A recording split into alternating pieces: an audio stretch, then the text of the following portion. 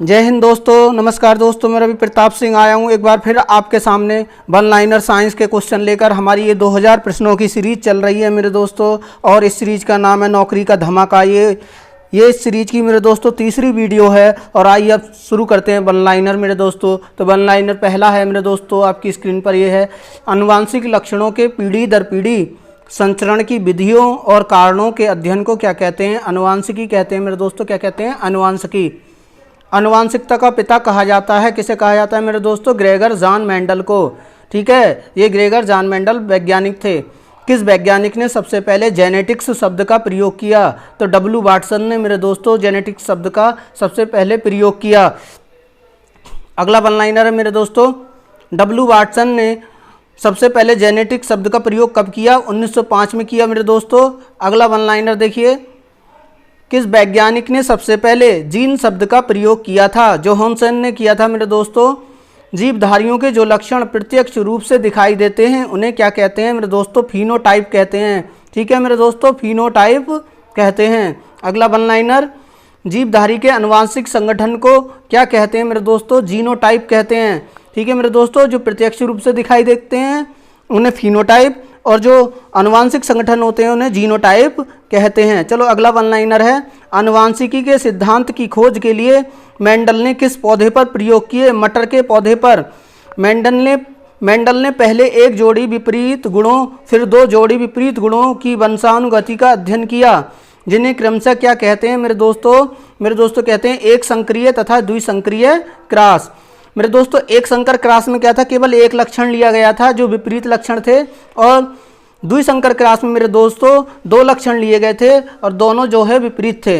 अब देखिए मेरे दोस्तों, एक जोड़ा विपर्यायी गुणों वाले शुद्ध पिता या माता में संकरण करने से प्रथम पीढ़ी में प्रभावी गुण प्रकट होते हैं और अप्रभावी गुण छिप जाते हैं। यह मेंडल के किस नियम को निरूपित करता है?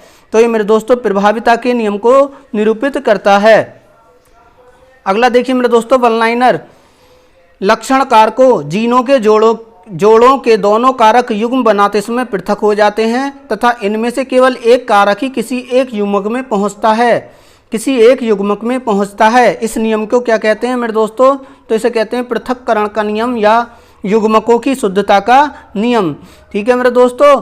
अगला वन लाइनर, जब दो जोड़ी विपरीत लक्षणों वाले पौधों के बीच संकरण कराया जाता है तो दोनों लक्षणों का पृथक्करण स्वतंत्र रूप से होता है। एक लक्षण की वंशानुगति दूसरे को प्रभावित नहीं करती। यह मेंडल के किस नियम को निरूपित करता है मेरे दोस्तों? तो ये करता है स्वतंत्र अपव्यूहन का नियम। अगला वन लाइनर है मेरे दोस्तों, एक ही गुण के विभिन्न विपर्यायी रूपों को प्रकट करने वाले लक्षण कारकों को एक दूसरे का क्या कहते हैं? तो मेरे दोस्तों कहते हैं युग्म विकल्पी या एलील।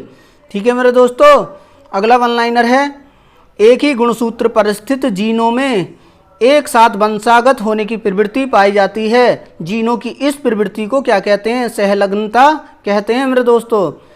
अगला देखिए वन लाइनर, जो जीन एक ही गुणसूत्र पर स्थापित होते हैं और एक साथ वंशानुगत होते हैं उन्हें क्या कहते हैं? तो उन्हें मेरे दोस्तों सहलग्न जीन कहते हैं, जो एक ही गुणसूत्र पर स्थापित हों और एक साथ वंशानुगत हों। ठीक है, अगली पीढ़ी में पहुँचें एक ही साथ। अगला वन लाइनर है मेरे दोस्तों, एक्स गुणसूत्र पर स्थित जीन ही क्यों लिंग सहलग्न जीन कहे जाते हैं? इसका प्रभाव नर तथा मादा दोनों पर पड़ता है, इसलिए कहे जाते हैं मेरे दोस्तों। अगला वन लाइनर है, लिंग सहलग्नता की सर्वप्रथम विस्तृत व्याख्या किसने की? तो मेरे दोस्तों मॉर्गन ने 1910 में की। मॉर्गन एक वैज्ञानिक थे, 1910 में की थी। लिंग सहलग्न गुण किस में प्रकट होते हैं मेरे दोस्तों? लिंग सहलग्न गुण किस में ज़्यादा प्रकट होते हैं मेरे दोस्तों? स्त्रियों की अपेक्षा पुरुषों में ज़्यादा प्रकट होते हैं। गुणसूत्र का नामकरण 1888 में किस वैज्ञानिक ने किया? डब्ल्यू बाल्डेयर ने किया मेरे दोस्तों, डब्ल्यू बाल्डेयर ने किया। अगला वन लाइनर है मेरे दोस्तों, देखिए गुणसूत्र पर पाए जाने वाले आनुवांशिक पदार्थ को क्या कहते हैं? जीनोम कहते हैं मेरे दोस्तों। गुणसूत्रों के बाहर जीन यदि कोशिका द्रव्य के कोशिका अंगों में होते हैं तो उन्हें क्या कहते हैं? प्लाज्मा जीन कहते हैं। अगला देखिए वन लाइनर है मेरे दोस्तों, 1956 में जीन की आधुनिक विचारधारा किस वैज्ञानिक ने दी? एस बेंजर ने दी। किसने दी मेरे दोस्तों? S Berger. बेंजर के अनुसार जीन के कार्य की इकाई को क्या कहते हैं? बेंजर के अनुसार जीन के कार्य की इकाई क्या कहलाती है मेरे दोस्तों? सिस्ट्रान कहलाती है। अगला वन लाइनर, बेंजर के अनुसार उत्परिवर्तन की इकाई को क्या कहते हैं मेरे दोस्तों? म्यूटान कहते हैं। क्या कहते हैं मेरे दोस्तों? म्यूटान। बेंजर के अनुसार पुनः संयोजन की इकाई को क्या कहते हैं मेरे दोस्तों? रेकान कहते हैं। पुनः संयोजन की इकाई रेकान, उत्परिवर्तन की इकाई मेरे दोस्तों म्यूटान, और कार्यात्मक इकाई क्या है मेरे दोस्तों? सिस्ट्रान। ठीक है। अगला देखिए वन लाइनर, मानव में कितने आवश्यक एमिनो एसिड पाए जाते हैं मेरे दोस्तों? 20 एमिनो एसिड पाए जाते हैं। एस्केरिस में कितने गुणसूत्र पाए जाते हैं मेरे दोस्तों? 2 गुणसूत्र पाए जाते हैं। मच्छर में कितने गुणसूत्र पाए जाते हैं मेरे दोस्तों? 6 गुणसूत्र पाए जाते हैं। घरेलू मक्खी में कितने गुणसूत्र पाए जाते हैं मेरे दोस्तों? 12 गुणसूत्र पाए जाते हैं। और मटर में कितने गुणसूत्र पाए जाते हैं मेरे दोस्तों? 14 गुणसूत्र पाए जाते हैं। अगला वन लाइनर देखिए मेरे दोस्तों, प्याज में कितने गुणसूत्र पाए जाते हैं? 16 गुणसूत्र पाए जाते हैं मेरे दोस्तों प्याज में। मक्का में कितने गुणसूत्र पाए जाते हैं मेरे दोस्तों? 20 गुणसूत्र पाए जाते हैं। टमाटर में कितने गुणसूत्र पाए जाते हैं मेरे दोस्तों? 24 गुणसूत्र पाए जाते हैं। मेंढक में कितने गुणसूत्र पाए जाते हैं मेरे दोस्तों? 26 गुणसूत्र पाए जाते हैं। बिल्ली में कितने गुणसूत्र पाए जाते हैं मेरे दोस्तों? 38 गुणसूत्र पाए जाते हैं, 38। चूहे में कितने गुणसूत्र पाए जाते हैं मेरे दोस्तों? 40 गुणसूत्र पाए जाते हैं। गुणसूत्र मतलब मेरे दोस्तों क्रोमोसोम। गेहूं में कितने गुणसूत्र पाए जाते हैं मेरे दोस्तों? 42 गुणसूत्र पाए जाते हैं। खरगोश में कितने गुणसूत्र पाए जाते हैं मेरे दोस्तों? 44 पाए जाते हैं। मनुष्य में कितने गुणसूत्र पाए जाते हैं मेरे दोस्तों? 46। मेरे दोस्तों 23 जोड़े। ठीक है, अगर जोड़े में पूछे तो 23 जोड़ा, और कुल गुणसूत्र पूछे मनुष्य में तो कितने हैं? 46। आलू में कितने गुणसूत्र पाए जाते हैं मेरे दोस्तों? 48। ठीक है, और गुणसूत्र मेरे दोस्तों हमेशा जोड़े में होते हैं, 2-2 के जोड़े में। अगला देखिए मेरे दोस्तों, चिंपैंजी में कितने गुणसूत्र पाए जाते हैं? 48 गुणसूत्र पाए जाते हैं। तंबाकू में कितने गुणसूत्र पाए जाते हैं मेरे दोस्तों? 48 गुणसूत्र पाए जाते हैं। घोड़े में कितने गुणसूत्र पाए जाते हैं मेरे दोस्तों? 64 गुणसूत्र पाए जाते हैं। कुत्ते में कितने गुणसूत्र पाए जाते हैं मेरे दोस्तों? 78 गुणसूत्र पाए जाते हैं।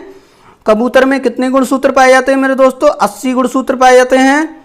और टेरिडोफाइट्स में कितने गुणसूत्र पाए जाते हैं मेरे दोस्तों? टेरिडोफाइट्स एक पौधे होते हैं जो कि ब्रायोफाइट के बाद आते हैं। तो ये मेरे दोस्तों 1300 से 1600 गुणसूत्र कितने पाए जाते हैं? 1300 से 1600 गुणसूत्र पाए जाते हैं। अगला देखिए one liner, DNA polymerase enzyme की खोज किसने की थी? आर्थर और कॉर्नबर्ग। आर्थर कॉर्नबर्ग ने की थी मेरे दोस्तों, ये एक वैज्ञानिक थे। अगला वन लाइनर आपकी स्क्रीन पर मेरे दोस्तों, अगर आपको डिटेल में भूगोल पढ़ना है तो आइए मेरे चैनल पर और प्ले लिस्ट में जाइए, वहाँ पर मैंने डिटेल में भूगोल पढ़ा रखी है बहुत अच्छे से मेरे दोस्तों। एक एक वीडियो को देखिए, बहुत शानदार वीडियो हैं। और मेरे दोस्तों मैंने मॉक टेस्ट भी दे रखे हैं, उसके भी मैंने भूगोल के मॉक टेस्ट मेरे दोस्तों, उसकी प्ले लिस्ट अलग है मेरे दोस्तों। और अगर आपको मेरे दोस्तों ट्रिकी भूगोल पढ़ना है, ट्रिक के माध्यम से भूगोल पढ़ने हैं, ठीक है, पढ़ना है तो ट्रिक की वीडियो अलग है, जो इंपॉर्टेंट ट्रिक्स हैं वो मैंने उसकी प्लेलिस्ट अलग से बना रखी है, ज्योग्राफी ट्रिक की। तो आइए मेरे दोस्तों अगला वन लाइनर पढ़ते हैं। डीएनए पॉलीमरेज एंजाइम की खोज कब की गई? 1962 में की गई मेरे दोस्तों।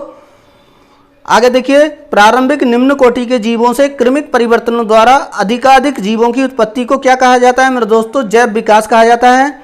ऐसे अंग जो विभिन्न कार्यों के लिए उपयोजित हो जाने के कारण काफी असमान दिखाई दे सकते हैं, परंतु मूल रचना और भ्रूणीय परिवर्धन में समान होते हैं, क्या कहलाते हैं मेरे दोस्तों?